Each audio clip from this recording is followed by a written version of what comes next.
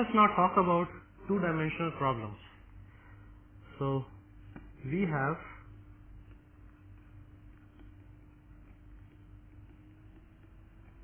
in the two-dimensional case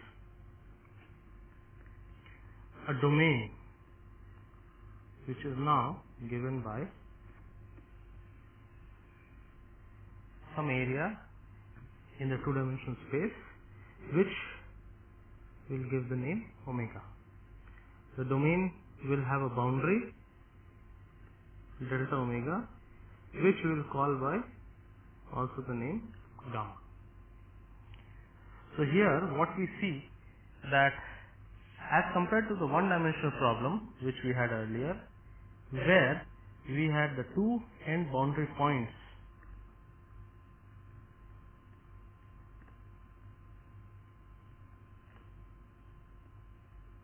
here, we have a bounding line or a curve for the domain, and as such the boundary conditions for the problem which we pose on this two-dimensional domain are going to be specified on this bounding curve.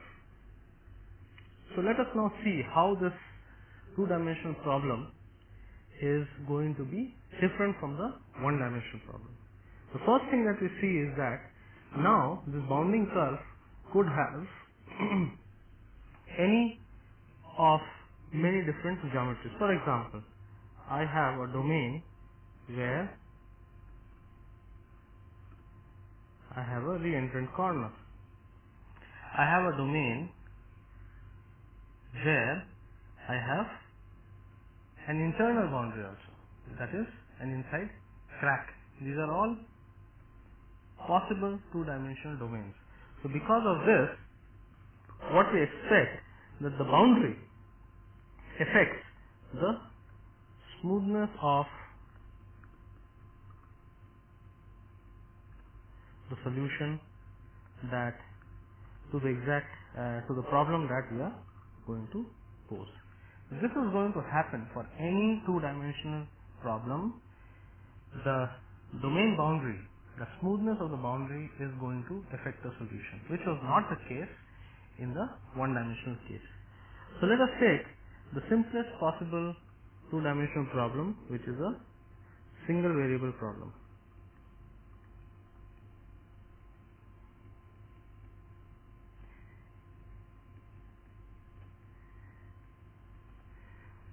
So what we do here is, let's take the problem given by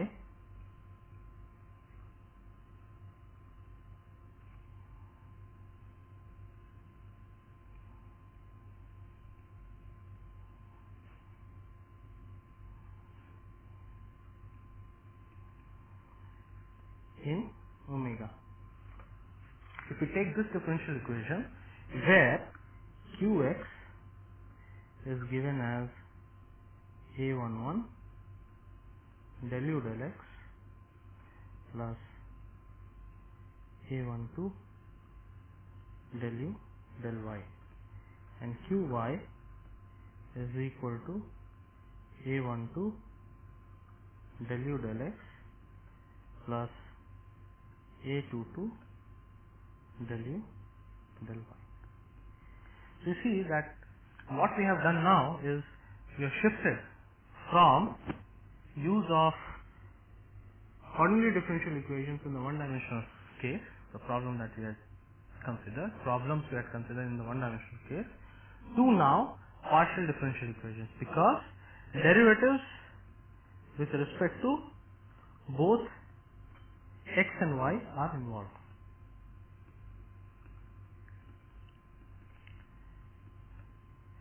So this is another departure from the one-dimensional problem.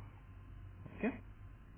So if I give you this differential equation, this is, as you can see, a second order differential equation, because when I plug in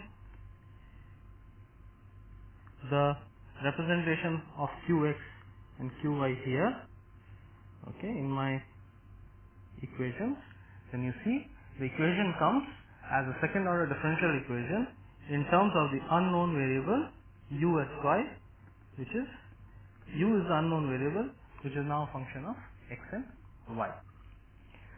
So if we want to use the approach that we had developed for the one-dimensional problem, what is the first thing that we have to do as far as getting to obtaining a finite element solution for this problem? So the first thing is getting a variational or weak formulation.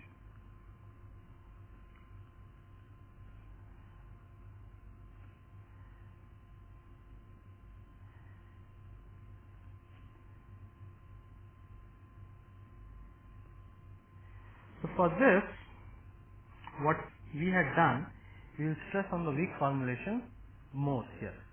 So we take this differential equation which is available to us and multiply the differential equation with a suitable admissible test function. Okay. So what do? We have minus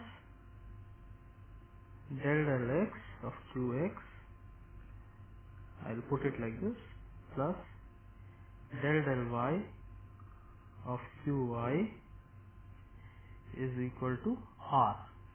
So I will multiply both sides with a test function v, and I am going to integrate this quantity over the domain omega. Okay. So this is the first step that we had done as far as obtaining the weak formulation for the one-dimensional problem. The same thing we are going to do here, where we start from the differential equation, multiply it with an admissible test function v, and integrate over the area. Okay. Remember that v, we say, is an admissible function, admissible test function.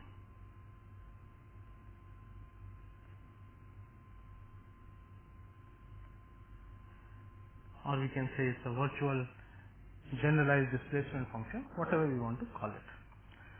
So next step, if I go and see this representation here, because of these derivatives sitting, second derivative of u is sitting in the expression, second derivative with respect to x, second derivative with respect to y.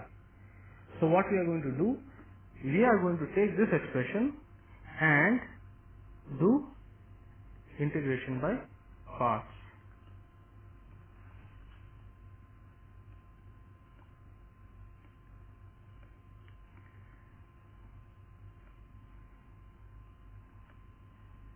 Why are we going to do the integration by parts? Because we want to weaken the smoothness requirement on the unknown function u. That is, we want to transfer derivatives from the unknown function u to the test function v. Okay. So this part we are going to do. So to do the integration by parts, what do? We know that del x of qxv is equal to del x of qx into v plus qx del v del x. Similarly for the y derivative, that is del y of qyv will be equal to del y of qy into v plus qy into del v del y. Okay. So then we obtain that del x of qx into v is equal to del x of qx into v minus qx del v del x. Okay. So this is standard calculus that we have Done. So now what I can do is I can replace this expression in my integral with this expression. That is, the left hand side is the expression sitting in my integral. I am going to replace it with the expression on the right hand side. So I am going to get integral over omega del qx del x into v d omega or dA. Let me write it as dA is equal to integral over omega del x of qx into v minus qx del v del x, whole thing into the area. Now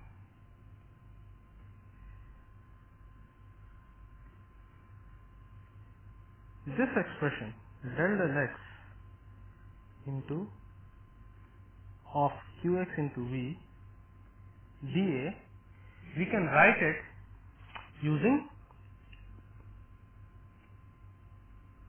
something that you have done in calculus, Gauss divergence theorem.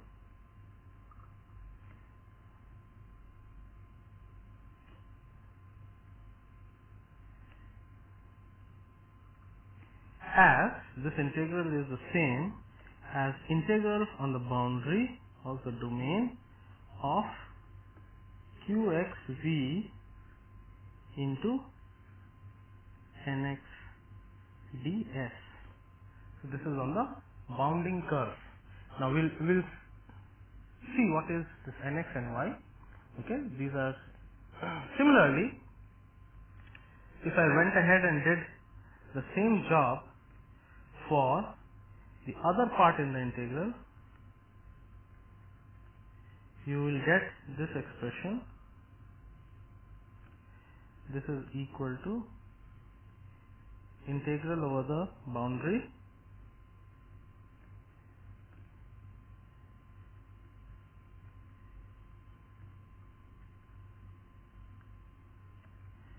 into ny ds, where nx and ny are components of the unit outward normal on the boundary of the domain. So let us see what do we mean by this thing. So I come back here, draw my figure. This is my omega. What we say, we will take the boundary to be in a counterclockwise direction.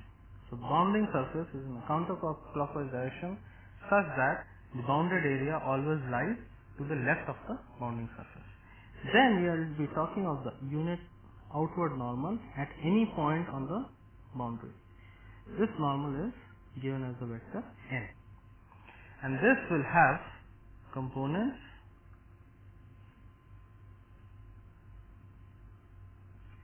nx in the x direction, ny in the y direction. And if this makes an angle alpha with the horizontal, then we know nx is equal to cos alpha I, where I is a unit vector in the x direction. Ny is equal to sin alpha I. It will be useful to write these guys in terms of the local tangent. Okay, a small piece taken in the tangential direction about the point of interest. So if I take that, so this is that piece. This piece in the tangential direction is of size ds. This is due to, if you take it, here is my dy and here is my dx. Note that dy is positive, dx is negative, and you see that this angle is nothing but the angle alpha. So what will happen? My cos alpha will be equal to dy ds, or I'm sorry, I should have written it in terms of partials.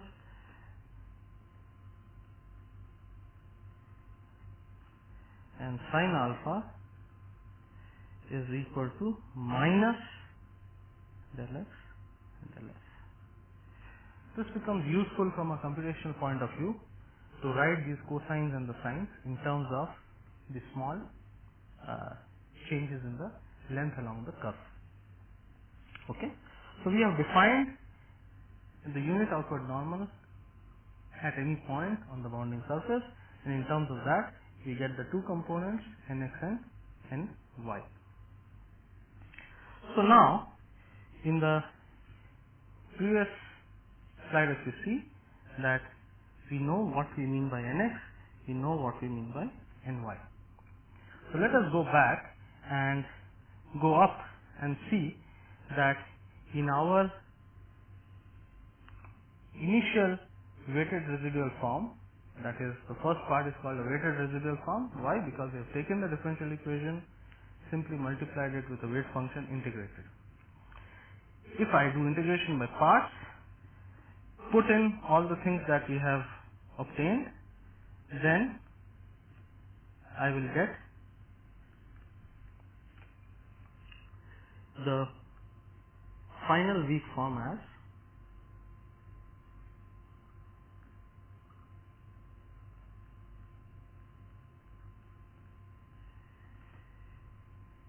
integral over omega of qx del v del x plus qy del v del y dA is equal to integral over omega rv dA plus integral over the boundary gamma or delta omega. You will have qx nx plus qy ny whole thing into v ds. Now if you look at this quantity, qx, qy form the components of the vector q.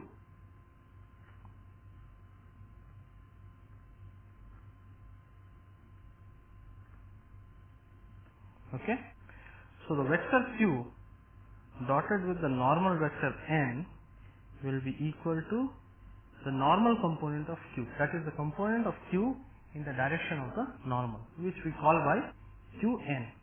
This will be equal to qx nx plus qy ny. So we can replace what we have written there by qn. Okay, so now you see that this is our final weak form for the second order differential equation in terms of one variable that we have taken. Next, what had we done earlier? Next is we would like to identify the boundary conditions that can be applied on the boundary of the domain gamma. Okay, the boundary gamma of the domain omega. So from the boundary condition you see that on the right hand side I have the integral over gamma of qn v dx. This is called the normal, in a generic way, normal flux, where q is called the flux vector.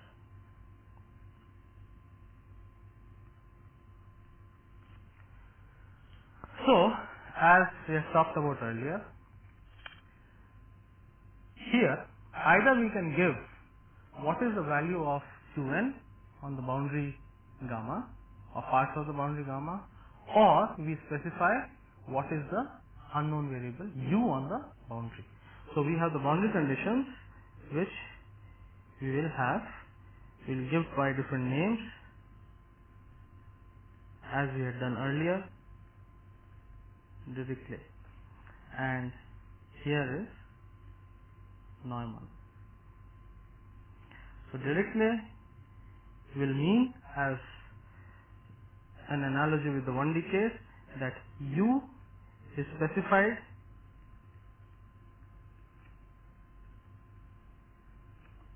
on boundary.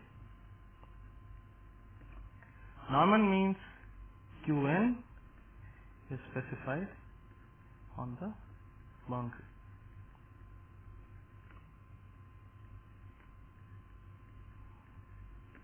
Okay. Now, they need not be specified on the full boundary. Just like in the 1D case, at one point I can have one boundary point, I can have one type of boundary condition, on the other I can have a different type of boundary condition. In this case, we can take the domain omega. In this, I can have part of the boundary with Dirichlet boundary condition. I can have this part, I can have this part, and I can have these parts.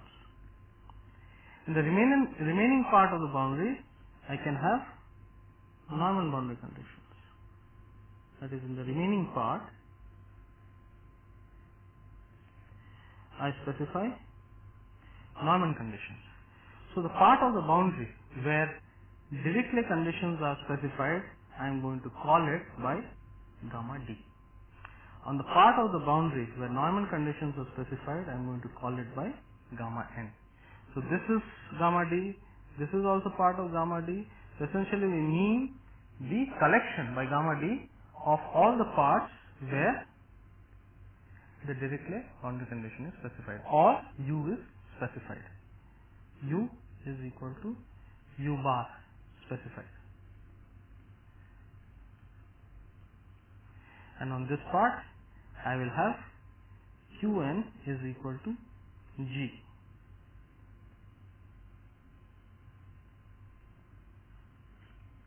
Okay.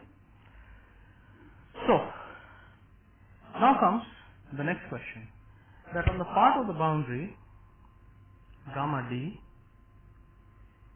U is equal to U bar, which is U bar is a given function. It could be 0, it could be something else, whatever is specified by the user as an input data. So on this boundary, the V has to be constrained. So V will be constrained to be 0 on this boundary.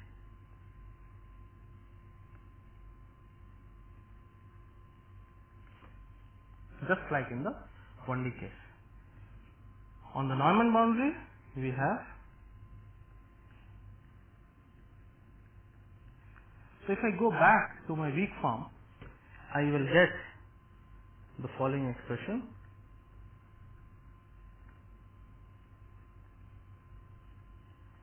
Plus Qy del V del y dA is equal to integral over omega RV dA, plus now you will have the integral over gamma n. On gamma n, Qn is given as G, so this will be GV ds, plus an integral over gamma d, where I will have Qn V ds. But on gamma d, I know V is equal to 0, so this whole integral drops out. So our weak form essentially is given in terms of this expression. Okay. Remember, here we have not touched the finite element method at all. All we have done is followed the procedure of weighted residual development, and using integration by part, we have obtained the weak form for the problem. And in getting the weak form, we found that we have now the two possible boundary conditions that can be specified at any point on the boundary. Nothing else. Either the displacement or the normal flux can be specified. No other quantity can be specified on the boundary. Okay. So this looks very similar to the development that we had made in the one-dimensional problem. Okay. So next is the question that, okay, we have the weak form, then what? So after we have the weak form comes the question of, as far as an approximation, construction of an approximation is concerned, where should my approximating function for u lie? Similarly, where should v lie? So what kind of smoothness requirements they have to satisfy? So if I go back to the weak form we have, we want this expression, this whole integral to be finite, all the integrals to be finite. If I want the integral on the left hand side to be finite, the integral on the right hand side to be finite, what is the smoothness requirement that I have to have on u and v? So the answer is again the same thing that we had. We want for them to be finite, del u del x, del v del x, del u del y, and del v del y should all be defined. That is again in the domain my u and v have to be, so u as well as v are continuous in the domain.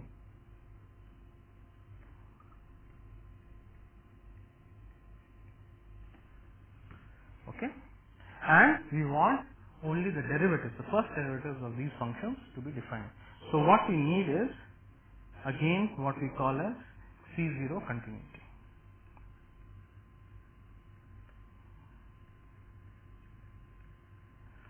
Okay, this is what we need.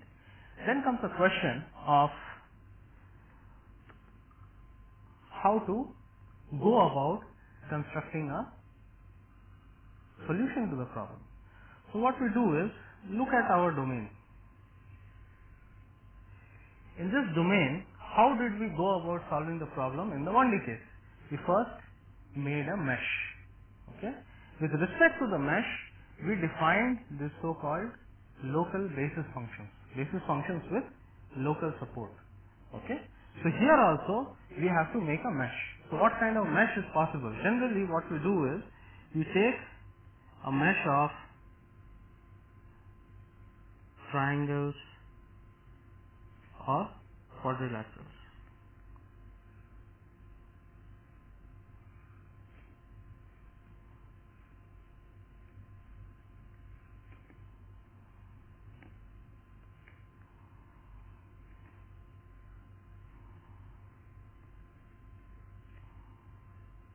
So I'm drawing some mesh of triangles here as an illustration. So I will cover my whole domain with this mesh of triangles.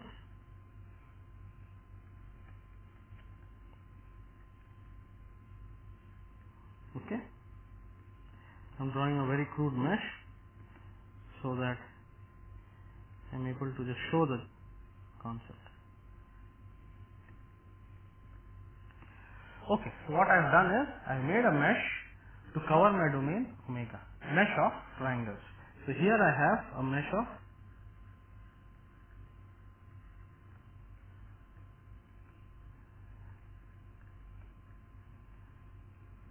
triangles. In the 1D case, we had mesh of these subintervals or these small segments. Here we have made a mesh of triangles. Now how do I define the extremities of a triangle? A triangle here will be defined in terms of 3 endpoints, okay, of the triangle. So the endpoints of the triangles, now what did we call the endpoints of an element in the 1D case? We call those as nodes. So these are the triangles are our elements,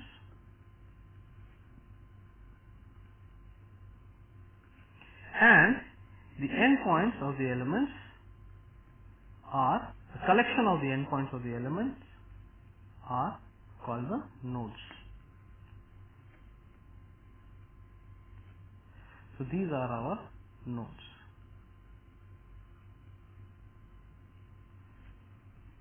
Okay. Now there are a few differences with the one-dimensional case that we should see right away.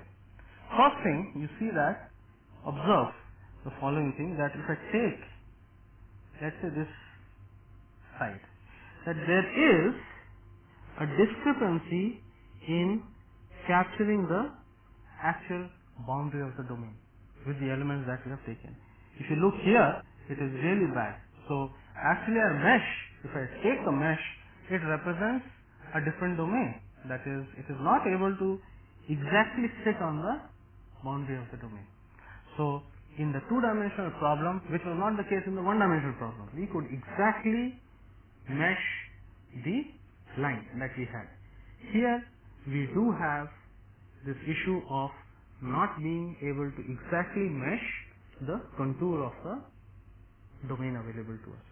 So that gives rise to essentially what we can call as discretization error. That is an error in representing the domain with our collection of elements, the triangles or rectangles or whatever we take. Okay? That is one issue. Second thing we see is that as far as the boundary conditions are concerned, we have to apply them.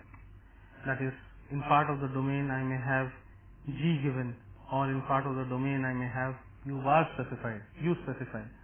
Now how do I know where to apply what boundary condition? So for that, you see that now this boundary is given on the boundary contour. So we have to know for every element whether an element is a triangle. So I'll call this triangle by generic name tau. So we have tau can be of various types. One could be an interior triangle,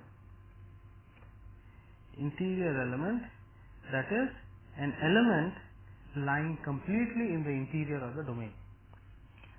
We could have a tau which is a boundary element.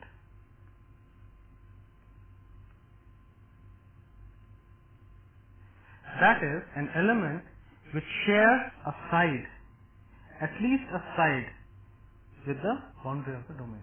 It could share two sides for all we know. It is a domain, it is an element which shares a side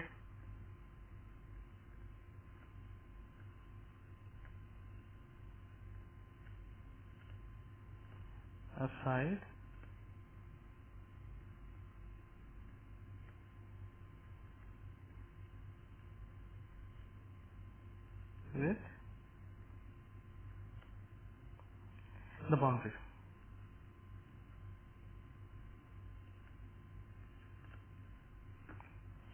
Okay?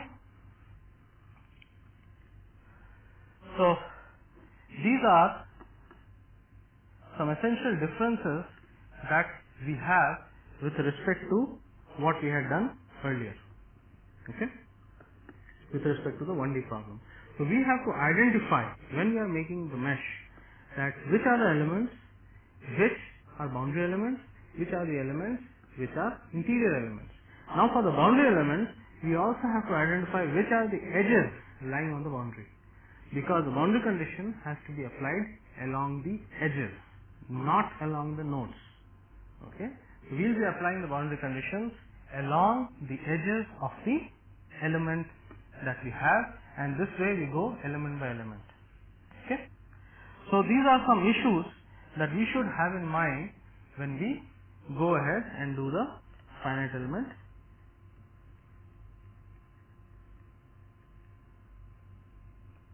computations. Okay? Now the question is that I have taken a very simple second order differential equation. Now, for this simple second order differential equation, does it represent anything meaningful from an engineering application point of view? It turns out that there is a whole class of problems for which this second order differential equation is what we have to solve in order to get a solution. For example, if I look at the problem of steady state heat transfer, then in this case,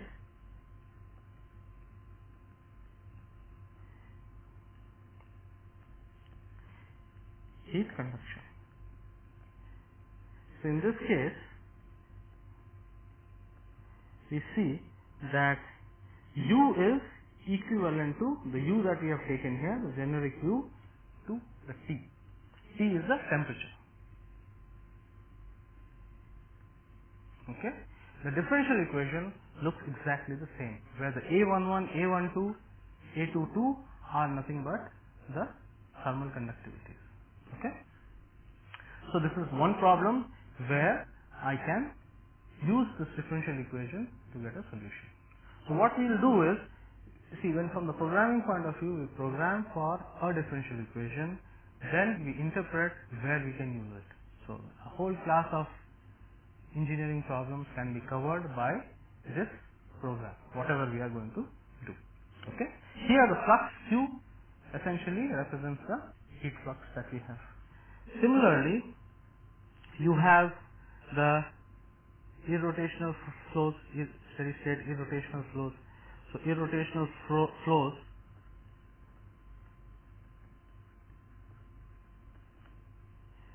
in this case, the U is equivalent to the stream function psi. Okay. In the steady state heat conduction problem earlier, the R represents the heat source term. Here I can have various R's of either it could be 0 or I could have a source and a sink, whatever we call. Okay. Similarly, I have the torsion of a solid section, torsion of a general section. So here, in this case, A11 is equal to A22 is equal to 1. It will turn out A12 is equal to 0. Okay, and R becomes equal to 2.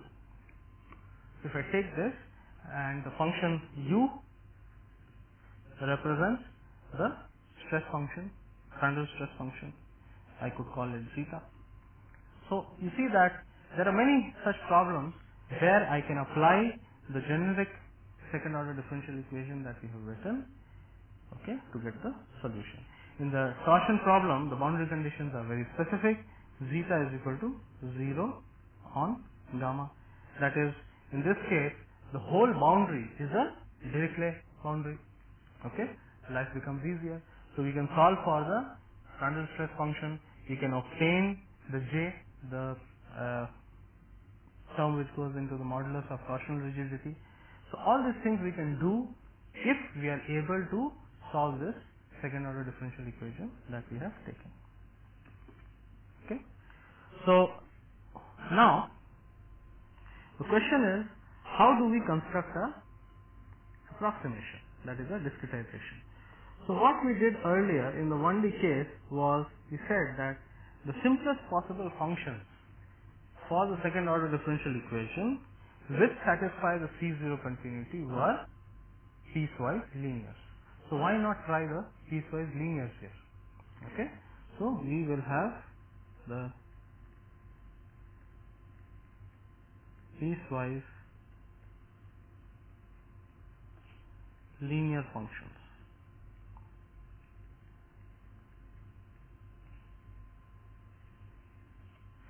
So the piecewise linear functions, what do we mean by piecewise linear functions? That I have a triangle which is my generic element. Over this element I define a function, an approximating function, which is given in terms of the linears in x and y. That is a0 plus a1x plus a2y. So the element, it is linear. Okay.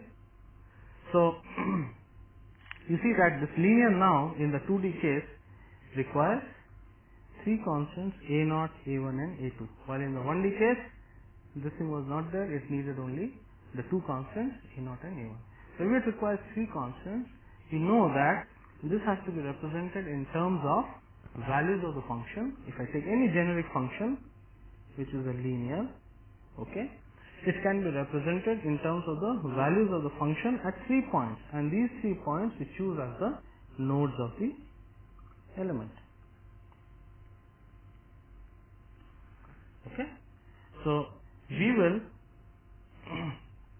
essentially construct the basis functions or the shape functions, at least here, in terms of the three nodal values of the function. Now using this, how can we construct the basis function? We are going to do the elaborate construction of the basis functions in the next class. Here, what we are going to do is, at least let us see graphically what these basis functions will look like. So let us say that we have a node. Like in the 1D, the piecewise linears were defined with respect to a node. So we have a node here. Now the difference between the 1D and the 2D is that the node could be connected to many elements. It need not be connected only to two elements. So I could have this kind of a connectivity for this node, where these are all the nodes at the other ends of the elements that are connected to this node. So let's call this middle one as node I. With respect to this node, I can make the function, the basis function, exactly like we had done in the one-dimensional case, as having a value 1 at the node, at the point at the node, the location of the node, and it dies off linearly to 0 at the other extremities of the element, that is, at the other nodes of the elements sharing this node. So it is essentially, if you look at it, it forms a tent-like structure. Okay, so this thing forms a tent. This function, so, and what it does is that beyond this point, that is in all the elements which are outside this region, this function is going to be 0.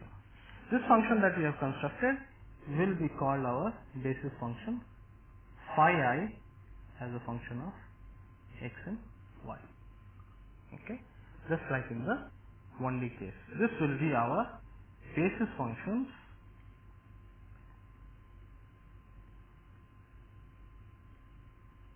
which is piecewise linear in the elements that are connected to this node I. Okay, in all other elements, this function has a value 0. So what do we have? The same feature that we had built in the one-dimensional case, we also incorporate with the functions in the two-dimensional case. That is, they have local support. These functions have local support. So if I keep on defining these functions with respect to all the nodes I in the mesh, okay, then I have the set of basis functions phi I, okay, which are now generalized hat functions. That is, these are more like tent-like functions in 2 dimensions. Okay, so these are the functions that we would like to create in order to construct our approximation. Okay, what more properties these functions have to satisfy? Remember that these properties are generic, and any construction in any dimensions will have to satisfy these properties. So they have to be linearly independent,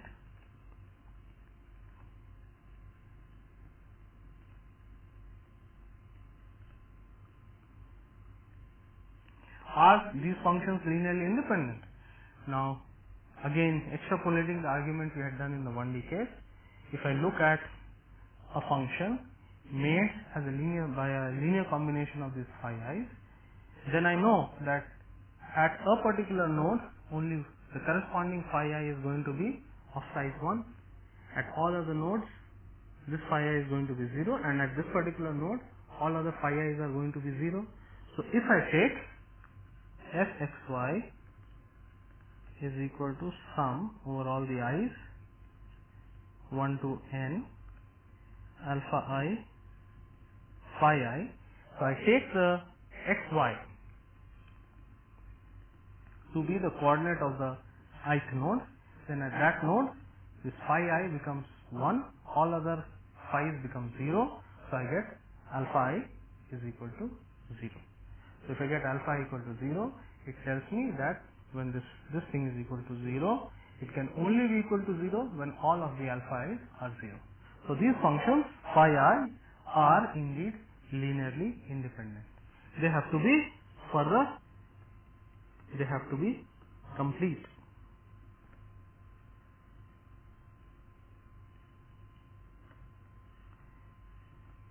Complete means that the linear combination of these phi i's should be able to exactly represent any linear polynomial in the domain. And you see that is quite a trivial case, because these will indeed in each element represent a linear. So you take the collection of these elements and you will get the completeness over the whole domain. Okay. So these are certain things that we have to keep in mind when we are making these basis functions in the two-dimensional case. Okay. So local support is one property, completeness is another property, linear independence is another property. So in the next class, what we are going to do is, we are going to go into the specific construction of these basis functions. Okay. We will do it first in the standard general Cartesian coordinates xy. Then we will move over to a concept similar to what we had done in the one dimension, that is the master element. In the master element, you will see that definitions become much easier, management of the functions becomes much easier, and it is also going to be directly implementable in a computer program.